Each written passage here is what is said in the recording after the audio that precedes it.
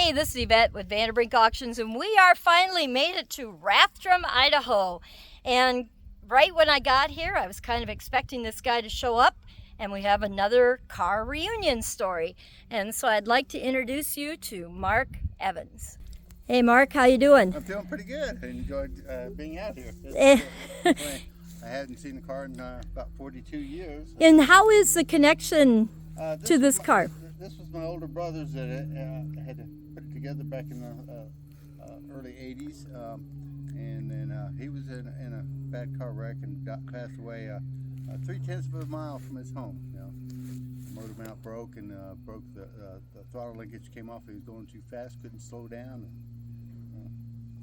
Not a good scene. And last time I was have any knowledge and awareness of the car is I drove it in the funeral behind the hearse, and that was in '82. Wow. September of '82. So, and I hadn't seen the car in quite a while.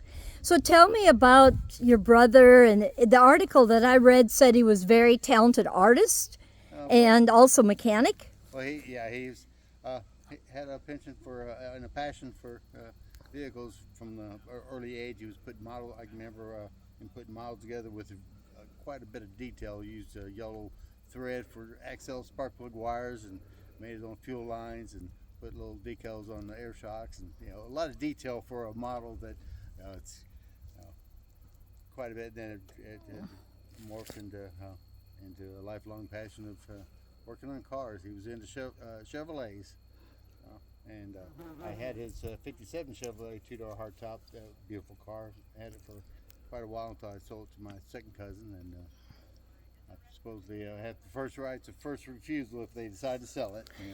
So now, I had posted this car up on Facebook when we started advertising for the auction. This is lot 28R, guys. This is a 1970 Chevelle convertible.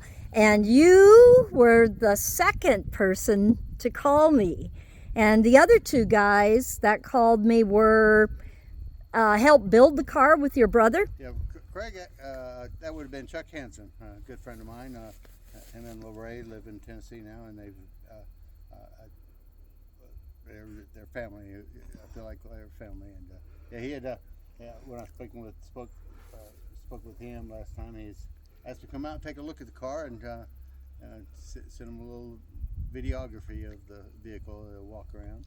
So now, when you guys bought the car, was your brother Dean the second owner or third owner? It probably would have been at least the third. When he bought it off car lot, Smith's car lot in Clarksville, Tennessee, and it was red, had a bench seat, 402, and it's a little bit different now, isn't it? Yeah, he put a lot of money and time in it, and so it looked like it's been sitting outside for a few years, and it's seen the better days. Yeah, it can be fixed. Now this was featured in 4 magazines. Is that correct? I know it was in Super Chevy. I've got the magazine with me, article, and made the front cover of Muscle Car Review, which is no longer in print. After his death, I was at a convenience store and saw a car that looks awful familiar, and and then it's also been in Hot Rod and Carcraft. And then in Hot Rod again in '08. Possibly. Just a picture. Oh, okay. I know his wife had a picture in I believe it's Carcraft, Carcraft Street Machine Nationals. It's the last I'm more aware of it, and so it's been a few years since I've seen it.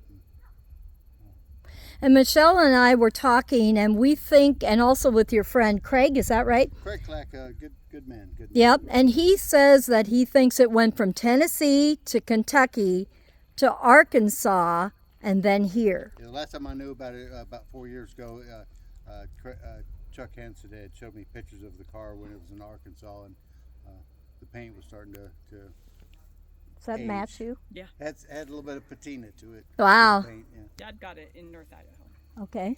And here it was turns out to be today only 30 miles from where you live. That is correct. So definitely wanted to come out here and see the car, and hope I can come back out next weekend and You guys going to try to buy it back? I would like to, yes. Yeah, yeah. That would be fun. I just found my dad's 57 2 weeks ago and bought that. Sweet. Yeah, yeah. And so anything else you can tell me about this car? Like when your brother had it, in the article that you sent me, they called it one rare car. It was the first iteration of the car. It was called Nothing Fancy, and it was black with pinstriping done by Taylor, and it was quite a outstanding pinstriping job. And I hate to see him take it off to put the graphics on. However, he was told that it needed some color splash if he wanted to get it into a magazine. Oh, yeah, black was really not the best color if you're trying to get it into a magazine. So they put the graphics on there, and that would have been early 80s. okay.